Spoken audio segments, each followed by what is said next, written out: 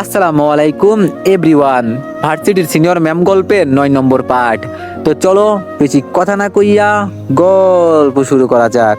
ঘুম ভাঙতেই দেখলাম মিমি আমার রুমে একটা চেয়ার নিয়ে বসে আছে, এক দৃষ্টিতে শুধু আমার দিকে তাকিয়ে আছে। ওকে দেখে আমি বিছানা থেকে উঠে বসে গেলাম। আমি ইশারা দিয়ে বললাম, কি চাই এখানে? মিমি বলল, আমার যা চাই আপনি বুঝি তা এনে দিতে পারবেন? আমি বললাম, তুমি কি চাও এটা আমি জানি, কিন্তু সম্ভব নয়।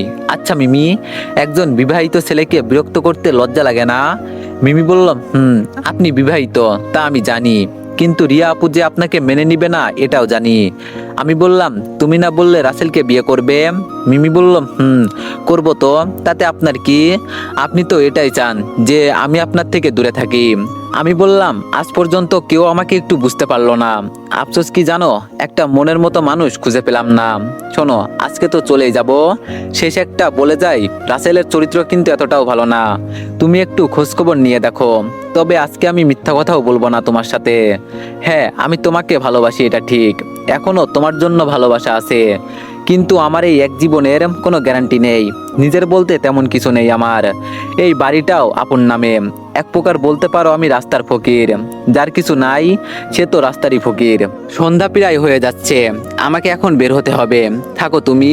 রুম থেকে বের হতেই দুলাভাই বলল, তোমার বোন জরুরি একটা কাজে অফিসে গিয়েছে, চলো আমি তোমাকে এগিয়ে দিয়ে আসি। আমি বললাম, না দুলাভাই, লাগবে না। তবে আপনার কাছে আমার একটাই অনুরোধ, রাসেলের কাছে আপনার বোনকে বিয়ে দিবেন না। আমি ভালোর জন্যই বললাম, বাকিটা আপনাদের ইচ্ছে। আসি। আমি বাসা থেকে বের হয়ে গেলাম। শেষবারের মতো আপুর সাথে একটু কথা বলার দরকার ছিল, কিন্তু ও চলে গেল। রিয়া ম্যাডামের বাসায় গিয়ে আমার সবকিছু গুছিয়ে নিলাম। ছাদ থেকে নিচে নেমে দেখি রিয়া ম্যাডামের পুরো পরিবার একসাথে বসে আছে। আমি মাথা নিচু করে শুধু বললাম, ভুল হলে সবাই মাফ করে দিবেন ম্যাডাম, তাহলে আমি গেলাম। রিয়া ম্যাডাম দাঁড়িয়ে বলল, চলো আমি তোমাকে এগিয়ে দিয়ে আসি। বাসা থেকে বের হয়ে গাড়িতে বসার পর আমি প্রশ্ন করলাম, আমাদের বিয়ের ডিভোর্স নিয়ে কথা বলার দরকার ছিল না?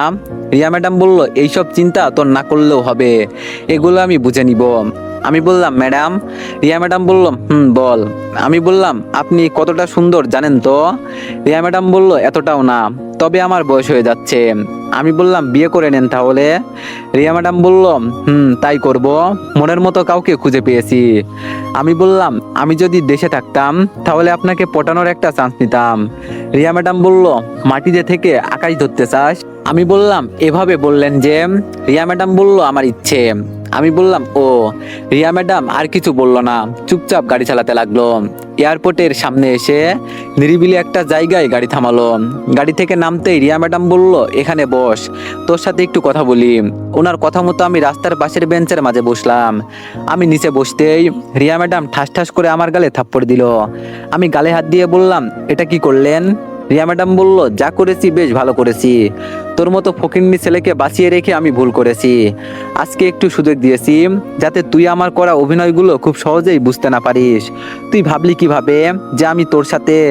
আমি মাথা নিচু করে বললাম, সরি ম্যাডাম। অনেক্স হচ্ছে সবচেয়ে বিশ্বস্ত বুকমেকার, যা পিএইচডি এবং সিরিয়া অ্যাপের অফিসিয়াল পার্টনার। আর আপনারা তো জানেন ফিফা ওয়ার্ল্ড কাপ শুরু হয়ে গিয়েছে, আর এটাই হতে পারে সবচেয়ে বড় সুযোগ আপনার প্রিয় দলকে সমর্থন করার। এই অ্যাপসে আপনি cricket, football, tennis live match দেখতে এবং তাদের স্কোর ভবিষ্যৎবাণী করে সহজেই অর্থ উপার্জন করতে পারবেন। সেই সাথে বিএমডব্লিউ গাড়ি, আইফোন, ল্যাপটপ এবং আরও অনেক নগদ পুরস্কার জেতারও সুযোগ রয়েছে। এই অ্যাপটিতে আপনি class crystal, under and over 21 ইত্যাদি গেম খেলে সহজেই আয় করতে পারবেন। আপনি বিকাশ, নগদ, রকেট, ব্যাংক, ক্রিপ্টো, পেপাল এবং অন্যান্য সহজ পদ্ধতির মাধ্যমে সহজেই আপনার জেতা টাকা তুলতে পারবেন। এখানে আপনি 24 ঘন্টা 7 দিন গ্রাহক সহায়তা পাবেন। তাই এখনই গুগলে অনেক সার্চ করে প্রথম ওয়েবসাইটে গিয়ে রেজিস্ট্রেশন করুন। আর হ্যাঁ, রেজিস্ট্রেশনের সময় আমার প্রোমো কোড VOTO7 ব্যবহার করে প্রথমবার ডিপোজিটে 20,000 টাকা পর্যন্ত পান। রিয়া ম্যাডাম আমার চুল টেনে ধরে বলল, এই আমার দিকে তাকা বলছি।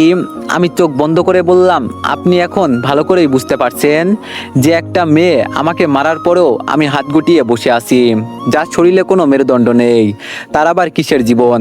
আমাকে অপমান করেছেন, আমি কিছু বলবো না, আমি নালায়েক, বান্দর, ইতর, নষ্ট, আরো কত কিছু না ম্যাডাম, যা ইচ্ছা তাই বলতে পারেন, আমি কিছু বলবো না। হাত থেকে ঘড়িটা খুলে রিয়া ম্যাডামের হাতে পরিয়ে দিয়ে বললাম, চাকর স্বামীর থেকে এটাই তোমার প্রথম উপহার। আমি জানি আপনি খুশি হন নাই, কিন্তু আমার কাছে দেওয়ার মতো তেমন কিছু নাই। যাওয়ার আগে একটা কথা বলি, জোর করে হলেও হোক আর যেভাবেই হোক, এই একদিনে আপনার কত কাছাকাছি আসছি একটু চিন্তা করে দেখেন। যদি আর 1 মাস আপনার কাছাকাছি থাকতাম তাহলে আপনাকে পটিয়ে নেওয়াই আমার বেশি সময় লাগতো না ম্যাডাম। আমাকে একদিন মনে পড়বে ম্যাডাম, এই কথাটা মনে রাখিয়েন। রিয়া ম্যাডাম বলল, আরে যা যা, তোর মতো কত আসবে যাবে। আমি বললাম, ভাবি নাই কখনো স্বপ্নের দেশ ছেড়ে উড়াল দিতে হবে। ভালো থাকবেন। আমি আর রিয়া ম্যাডামের সাথে কোনো কথা বললাম না। সময় মতোই দেশ ছেড়ে চলে গেলাম। অনেক ব্যস্ততার মাঝে আজকে 5টা বছর চলে গেল। বিদেশে যেই জন্য আসছিলাম সেটা সফল হয়েছে। একটু হলেও আমি নিজ পায়ে দাঁড়াতে পারছি। আজকে আমি দেশে ফিরবো, কিন্তু কাউকে বলার মতো মানুষ নেই আমার। কারোর সাথে যোগাযোগ ছিল না। চেহারা এখন আগের থেকে একটু চেঞ্জ হয়েছে, লম্বা চুল রেখেছি এখন। ব্যাগপত্র গুছিয়ে বের হলাম, সময় মতো দেশের উদ্দেশ্যে রওনা দিলাম। অনেকক্ষণ বসে থাকার পর এয়ারপোর্টে চলে আসলাম। একা একা হেঁটে এয়ারপোর্ট থেকে বের হচ্ছি, ঠিক তখন একটা ছেলে দৌড়ে এসে আমার পায়ে পড়ে বলল, ভাই আমাকে এদের হাত থেকে বাঁচান প্লিজ, আমি মরতে চাই না, আমি আমার জান ভিক্ষা চাই, প্লিজ আমাকে বাঁচান। ছেলেটার পুরো শার্ট রক্ত দিয়ে মাখামাখি ছিল। ঘাড়ে কিছু আঘাতের লক্ষ্য করলাম। সামনে তাকিয়ে দেখি ইভা একটা শটগান নিয়ে দাঁড়িয়ে আছে। ওর সাথে আরো অনেকগুলো মেয়ে আছে। ইভা আমার সামনে থেকে ছেলেটাকে টেনে নিয়ে চিৎকার দিয়ে বলল, এখন আমি ওকে গুলি করে মারবো, যদি কারো ক্ষমতা থাকে তাহলে আমাকে আটকে দেখা। ইভার কথা শুনে পুরো এয়ারপোর্টের মানুষগুলো ভয়ে কাঁপাকাঁপি করছে। কারো মুখে কোনো কথা নাই, আছে শুধু ভয়ের প্রতিশ্রুতি। ঠাস করে একটা শব্দ হলো, আর ছেলেটা ছিটকে একটু দূরে গিয়ে পড়লো। আমার শরীরেও রক্ত লেগে গেছে।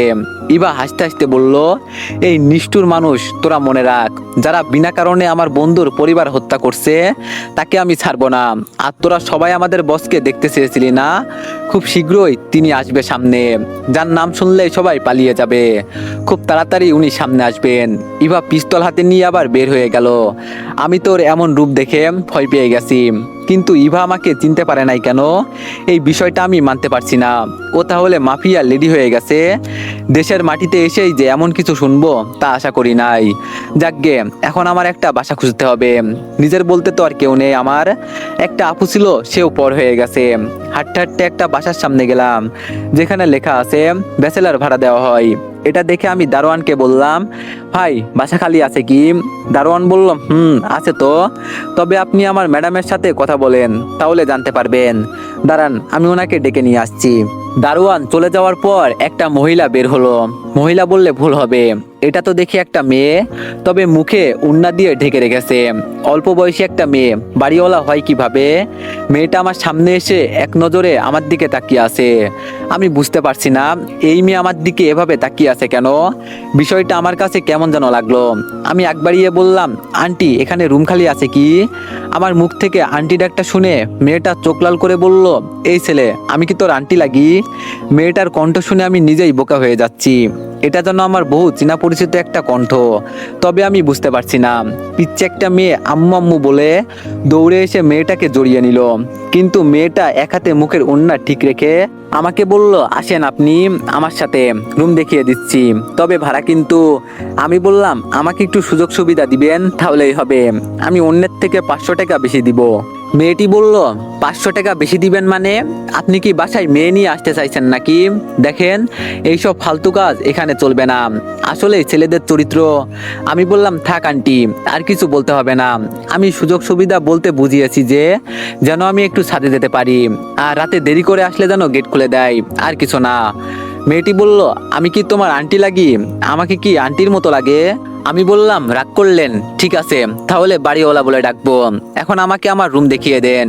মেয়েটা একটা রুম দেখিয়ে বলল, এটা আপনার রুম, দেখেন পছন্দ হয় কি।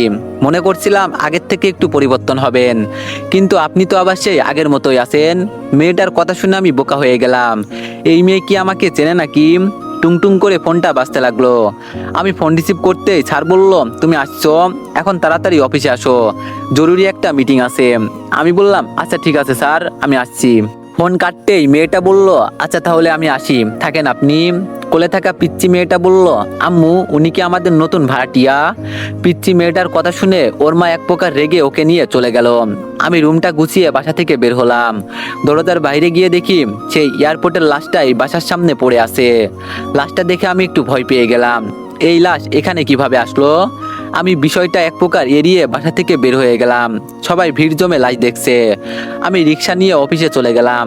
স্যারের রুমে যেতেই আমাকে দেখে বলল, বসো এখানে, তোমার জন্য এতক্ষণ অপেক্ষা করছিলাম। আমি বললাম, অপেক্ষা করার কি আছে স্যার, ফোনে বলে দিলেই তো পারতেন। স্যার বলল, ফোনের বিষয় হলে তো ঠিকই বলে দিতাম। এখন শোনো আমি কি বলি। আমি বললাম, শুনছি। স্যার আমার দিকে একটা ফাইল এগিয়ে দিয়ে বলল, এখানে সমস্ত কিছু লেখা আছে, পরে পড়ে নিবে। আর তোমার কলেজের নাম কি জানো? আমি আমার কলেজের নাম বলতেই স্যার হাসি দিয়ে বলল, আবার সেই কলেজে গিয়ে ভর্তি হয়ে যাও। একদিন কলেজের গেটের সামনে ঝালমুড়ি বিক্রি করবে, আরেকদিন কলেজে ক্লাস করবে। আমি হাসি দিয়ে বললাম, মজা করছেন না স্যার আমার সাথে? স্যার বলল, তুমি সিরিয়াস হবে কবে বলো? আর আমি তো কোনো কারণ ছাড়া কোনো কথা বলি না, তুমি জানো না? আমি যা বললাম তাই করো। আমি বললাম, স্যার আমি যদি এই কলেজে ছাত্র হয়ে যাই তাহলে সবাই মিলে আমাকে নিয়ে মজা করবে। অন্তত কলেজে স্যার বানিয়ে দিতে পারতেন, ওইটা হলে বেশ ভালো হবে। স্যার বলল, সরি, তোমার রিকোয়েস্ট আমি রাখতে পারলাম না। কে কি বলবে তা দেখে কি করবে? যে দুইটা কারণে তোমাকে আমি ওখানে পাঠাচ্ছি ওইটা খুঁজে বের করো। আজকে নাকি শুনলাম নাম করা গ্যাংয়ের ডানহাত ইভা চৌধুরী এয়ারপোর্টে কাউকে মেরেছে। আমি যদি ভুল না বলি তাহলে তুমি ছিলে সেখানে। আমি বললাম, স্যার ছিলাম। ছেলেটা আমার কাছে সাহায্য চেয়েছিল, কিন্তু আমি যদি আমার পরিচয় দিয়ে দিই তাহলে আমি এই দেশে যা করতে এসেছিলাম সেটা সফল হবে না।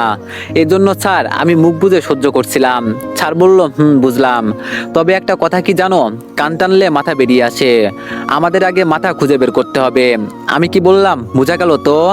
আমি বললাম, স্যার বুঝছি। স্যার বলল, বাইরে গিয়ে দেখো, দুইজন দাঁড়িয়ে আছে, ওরাও তোমার সাথে কলেজে যাবে। আশা করি বাকি কাজ তুমি বুঝে যাবে। কলেজের ভিতরে আমাদের মেন সূত্রগুলো আছে, প্রমাণ সহকারে বের করে নিয়ে আসো। আমি আর কিছু শুনতে চাই না, তোমাকে দেশে এই জন্য আনলাম। যা করবে তাড়াতাড়ি, আমাদের হাতে সময় খুব অল্প। আমি দাঁড়িয়ে বললাম, আমি আমার কাজে কালকে থেকেই লেগে পড়ব, কিন্তু কলেজে? স্যার বলল, ওইসব কথা আমি প্রিন্সিপালের সাথে বলে রাখবো। প্রিন্সিপাল নামটা শুনে আমার রিয়া ম্যাডামের কথা মনে পড়ে গেল। এখনো ডিভোর্স পেপারে সাইন করা হয় নাই, উনি এখনো আমার বউ আছে। আমি স্যারকে বললাম, স্যার আগে আমি একটু দুষ্টু টাইপের ছিলাম, প্রিন্সিপালের সাথে আমার ঝামেলা ছিল। আপনি কলেজের মালিকের সাথে কথা বলেন যেন উনি এই বিষয়গুলো গোপন রাখে। স্যার বলল, আচ্ছা ঠিক আছে, আমি কথা বলবো। স্যারের রুম থেকে বের হতেই দেখি তিনজন ছেলে দাঁড়িয়ে আছে। তিনজন আমাকে দেখে বলল, আসসালামু আলাইকুম স্যার, ভালো আছেন? আমি বলে সবার নামগুলো জানতে চাইলাম। তিনজনই নাম বলল, কিন্তু এর মাঝে একজন বলল ওর নাম নাকি মাহি। তবে আমি এখনো এইটুকু বুঝতে পারছি না যে এটা ছেলে নাকি মেয়ে। দেখে তো ছেলে ছেলেই লাগে, কিন্তু এটাও বুঝতে পারছি না। আমি সবাইকে বললাম কালকে সকালে সময় মতো কলেজে চলে যাবে। অফিস থেকে বের হয়ে বাসার দিকে যেতে লাগলাম। পেটে খুব খিদা লাগছে, বাসা গিয়ে কিছু রান্না করব।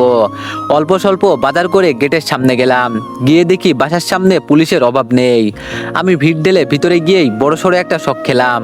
ভিড়ের এক কোনায় দাঁড়িয়ে সেই চেনা জানা বহু পরিচিত মুখ, যাকে একসময় আমি ভালোবাসতাম। সেই মানুষটাই কান্না করছে। এতদিন পর মিমিকে এখানে দেখবো আমি আশা করি নাই। ওর চেহারা আগের থেকে অনেক চেঞ্জ হয়ে গেছে। আমি ভাবছিলাম সবার থেকে নিজেকে দূরে সরিয়ে রাখবো, কিন্তু তা আর হবে না মনে হচ্ছে। পিচ্চি সেই ছোট বাচ্চাটা মিমির শাড়ির আঁচল ধরে টানছে আর বলছে, আম্মু তুমি কান্না করছো কেন? কি হয়েছে তোমার? আর ওনারা এখানে কি করছে? পিচ্চির মুখ থেকে আম্মু ডাকটা শুনে এবার যেন আমার মাথা ঘুরতে লাগলো। তার মানে মিমি হলো আমার বাড়িওয়ালা, কিন্তু ও না গ্রামের মেয়ে। তাহলে শহরে কিভাবে বাড়ি হলো? আমি কিছুই তো বুঝতে পারছি না। পুলিশ যেই মিমিকে হাতকড়া লাগাতে যাবে তখন আমি এগিয়ে গিয়ে বললাম, কি হয়েছে এখানে? আর উনাকে কোথায় নিয়ে যাচ্ছেন? ভিড়ের মাঝে আওয়াজ এলো, আরে বেডা তুই দেখি এখনো বেঁচে আসোস, তা এতদিন পর কোথা থেকে হাজির হলি? এতদিন ধরে আমাদের থেকে নিজেকে লুকিয়ে রেখেছিলি, এটাই তো ভালো ছিল। তা আজকেও কি মার খেতে এখানে আসলি? আমি হাসি দিয়ে বললাম, বুড়ো হয়ে গেছেন, তাও তেজ দেখি এখনো কমেনি। কামাল সাহেব মাথার টুপি খুলে হাসতে হাসতে বলল, কি করব বল, তোদের যন্ত্রণায় থাকতে পারি না। তা আমাদের রাস্তা থেকে সরে যা, ওকে নিয়ে যেতে দে আমাদের। আমি বললাম, ওয়েট, ও না আপনার পুত্রবধূ? কামাল সাহেব বলল, ছি, এই নষ্ট মেয়ে হবে আমার ছেলের বউ? প্রথমেই ভাবছিলাম একটা সুযোগ দেই, পরে শুনি কোন ছেলের সাথে পেট বাঁধিয়ে ফেলছে, যার কোনো স্বামীর পরিচয় নেই, তাকে আবার আমার ছেলের বউ করব। না জানি এই মেয়ে কতগুলো ছেলের সাথে রাত কাটিয়েছে, হতে পারে টাকার জন্য খারাপ কাজ করে, আর সেখান থেকে এই বাচ্চার জন্ম। আমরাও তো টাকা দিব, মাঝে মাঝে আমাদেরকেও সুযোগ দিও একটু। যাক গিয়ে এইসব কথা ছাড়ি এখন। এই বাচ্চার সাথে তো তোর দেখি মিল আছে নাকি কোনোভাবে তুই? কামাল সাহেবের কথা শুনে মিমি মাথা নিচু করে জোরে জোরে কান্না করছে। কামাল সাহেব আবার বলল, এখন আমাদের কাজ করতে দে, আর যদি প্রমাণ খুঁজিস তাহলে এই দেখ, বাসার সামনে একটা লাশ পড়ে আছে, এর থেকে বড় প্রমাণ আর কি হতে পারে? আমি টান দিয়ে কামাল সাহেবের হাত থেকে পিস্তল নিয়ে একটা কনস্টেবলের বুকে গুলি করে দিলাম। কামাল সাহেব চিৎকার দিয়ে বলল, এটা তুই কি করলি? আমি বললাম, কি আর করলাম, সিম্পল বিষয়, গুলি যেহেতু আপনার, প্রমাণ আসবে আপনি গুলি করে মেরেছেন। কামাল সাহেব বলল, তোরে তো জেলের ভিতরে ঢুকিয়ে। আমি বললাম, 1 মিনিটও আটকে রাখতে পারবেন না, চেষ্টা করে দেখতে পারেন। কামাল সাহেব সাথে সাথে আমার হাতে হাতকড়া লাগিয়ে বলল, তোর মৃত্যু আজকে নিশ্চিত, এই মেয়েটাকে ছেড়ে ওকে নিয়ে যাও, আর এই খুন ওর উপরে চাপিয়ে দাও। আমি হাসতে হাসতে বললাম, দেখ চেষ্টা করে যদি মারতে পারিস, তবে এবার তোর চাকরি নট, এই থেকে কেউ ফিরতে পারবে না। আমাকে টেনে গাড়িতে তোলা হলো। মিমি দূর থেকে আমার দিকে তাকিয়ে আছে, হয়তো আমাকে কিছু বলতে চাইছে। পুলিশের জিপে বসে ছোট করে একটা মেসেজ করলাম। মেসেজ করতে একটা কল এলো। আমি ফোন রিসিভ করে বললাম, বলেন স্যার। সামনে থেকে কামাল সাহেব বলল, ওই ওর হাত থেকে ফোনটা নিয়ে নাও। আমিও বললাম, কেন, ভয় হচ্ছে নাকি যদি চাকরি চলে যায়? উত্তরে কামাল সাহেব বলল, ও তোর এত ক্ষমতা, ঠিক আছে কথা বল, দেখি কে তোরে বাঁচাতে আসে। আমার তো মনে হয় না, কলেজের সেই ম্যাডাম আসবে, ওনার তো কালকে বিয়ে। আমি বললাম, কি? কামাল সাহেব বলল, কেন, আমার কথা শুনে বুঝি অবাক হয়ে গেলি? আহা রে, ছেলে বড় ছেঁকা খেয়েছে। আমি আবার ফোনটা কানে নিয়ে বললাম, স্যার একটু সাহায্য লাগবে। স্যার বলল, কিছু হবে না, আমি কথা বলছি। আর শোনো, তোমাকে আগামীকাল এই জায়গায় থাকতে হবে, তবে সেটা হবে সিকিউরিটি গার্ড। তুমি সাবধান, একজন সিকিউরিটি গার্ড হয়ে যাবে একদিনের জন্য, শুধু নিরাপত্তা দিবে আর কিচ্ছু না। আমি বললাম, স্যার আপনি আমার সম্মান বোঝেন না, প্রথমে দিলেন ছাত্র, পরে ঝালমুড়িওয়ালা, আর এখন আমার মান সম্মান থাকবে তো? স্যার বলল, আমাদের কাজই কিছুটা এমন, আগে আমার দেওয়া কাজগুলো পূরণ করো, পরে সম্মানের সহকারে সবার সামনে তোমার নাম প্রকাশ করব। আমি মন খারাপ করে ফোন কেটে দিলাম। থানার সামনে এসে আমাকে টেনে ভিতরে ঢুকিয়ে কামাল সাহেব লাঠি হাতে নিচ্ছে আর বলছে, আগে তোরে আমি মারবো, পরে আমার ছেলে আসবে। লাঠিটা হাতে নিতেই টেলিফোন বাজতে লাগলো। আমি হাসতে হাসতে বলছি, চাকরি আছে নাকি গেছে দেখ। কামাল সাহেব ফোনটা ধরেই ধস করে চেয়ারের উপর বসে গেল। আমি জোরে জোরে হাসতে হাসতে বললাম, ইস, কয়েকদিন পর বেচারার অবসর হবে, আর এখনই চাকরি চলে গেল। আহা, আমি তো মেনে নিতে পারলাম না, কষ্টে আমার বুকটা ফেটে যাচ্ছে। বুকটা ফাইটটা যায়, বুকটা ফাইটটা যায়, বন্ধু যখন বউ লইয়া। এই যা, আমি আবার এই কষ্টের মাঝে কি বাজে গান গাইলাম। কামাল সাহেব কিছুক্ষণ মাথাটা নিচু করে দিয়ে কান্না করলো, চোখের পানি মুছে কনস্টেবলকে ইশারা করে বলল, আমাকে ছেড়ে দিতে। আমি জেলের ভিতর থেকে বের হয়ে বললাম, আমি তো আগেই বললাম, আমাকে জেলের ভিতরে ঢুকিয়ে রাখতে পারবি না। কামাল সাহেব বলল, এই একটু কারণে আমার চাকরি নিয়ে নিলি? আমি তোরে চিনি, খুব ভালো করে চিনি, কিন্তু কে বা কাদের সাথে তুই জড়িত আছিস আমি জানি না। বুড়ো বয়সে এসে চাকরি চলে গেল, আমি যতদিন বেঁচে আছি তুই শান্তিতে থাকতে পারবি না। আমাকে মাথা ফাটানোর জন্য আমার ছেলে তোর পুরো পরিবারকে শেষ করেছে। এখন চিন্তা কর, আমার চাকরি চলে গেছে, এতে তোর কি করতে পারে? আমি মাথা থেকে একটা চুল ছিঁড়ে বললাম, তুই আমার একটা চুল ছিঁড়তে পারলে ছিঁড়ে দেখা। ভদ্রতার খাতিরে চুল বললাম, তবে মনে মনে আপনি এখন ছাড়, যেটা চিন্তা করছেন আমি এটাই বললাম। আর একটা কথা, তোর নাকি একটা মেয়ে আছে, কি আমার মতলব বোঝা গেল? কামাল সাহেব রাগে টেবিলে আঘাত করলো। আমি হাসি দিয়ে বললাম, ওরে ছাড় দেখি খুব বেশি রাগ করেছে, তা আমাকে আবার মারবেন নাকি স্যার? কামাল সাহেব বলল, এখান থেকে চলে যা বলছি। আমি পিছনে একজন কনস্টেবলের গলা চেপে ধরে বললাম, মনে পড়ে 5 বছর আগে তোদের সাহায্য নিয়ে ওর ছেলে আমার পরিবার শেষ করেছে। এই পুরো থানার আমি অস্তিত্ব রাখবো না, এক রাতে পুরো থানার পুলিশগুলোকে খুঁজে খুঁজে এখানে এনে মারবো, আর এক একটাকে এমন অবস্থা করব যে মানুষ বলবে, এখানে না একটা থানা ছিল, এটা কোথায় গেল? অস্তিত্বহীন থানা হবে এটা। আসি স্যার, ভালো থাকবেন। সেই দিনটা আপনার ভালো গেল না স্যার, এজন্য আমি অনেক অনেক দুঃখিত, মাফ করে দিবেন আমাকে। আমি হাসতে হাসতে থানা থেকে বের হয়ে গেলাম। রেস্টুরেন্টে গিয়ে খাবার খেয়ে অল্প কিছু খাবার প্যাক করে নিলাম। বাসার সামনে নেমে দেখি সবকিছু একদম স্বাভাবিক, নিরাপদ। দারোয়ান আমাকে দেখে বলল, সাহেব আপনি জেল থেকে আসলেন কিভাবে? নাকি পালিয়ে চলে আসছেন? আমি বললাম, আরে না, পালিয়ে আসি নাই। দারোয়ান বলল, আমাদের ম্যাডাম খুব ভালো, কিন্তু পুলিশ ছাড়েরা খুব খারাপ খারাপ কথা বলে গেল। আমি বললাম, খারাপ লোকেরা সবসময় খারাপ কথা বলে, বুঝলে। বাসার ভিতরে ঢুকবো, তখন অচেনা নম্বর থেকে একটা কল এলো। আমি ফোন রিসিভ করে বললাম, হ্যালো, কে? ওপাশ থেকে আওয়াজ আসলো, স্যার আমি মাহি। বড় স্যার বলছে, আমরা এখন জানো সেই বাসা থেকে ঘুরে আসি, আশেপাশের পরিবেশ দেখে জানো বুঝতে পারি কোথা থেকে হামলা হতে পারে। আমি বললাম, ফোন রাখো, এখন যেতে পারবো না। মাহি বলল, বড় স্যারের অর্ডার আছে, আপনি না গেলে উনি আমাদের শাস্তি দিবে। প্লিজ স্যার, নতুন নতুন চাকরি হয়েছে, এটা চলে গেলে। আমি বললাম, হয়েছে হয়েছে, আর কিছু বলতে হবে না, তোমার স্যার আমাকে পাগল বানিয়ে দিবে। দেশে আসলাম আজকে, আর আজকেই আমাকে দিয়ে এত কাজ করাচ্ছে। মেরে ফেলবে নাকি আমাকে? শুধু জ্বালা আর জ্বালা।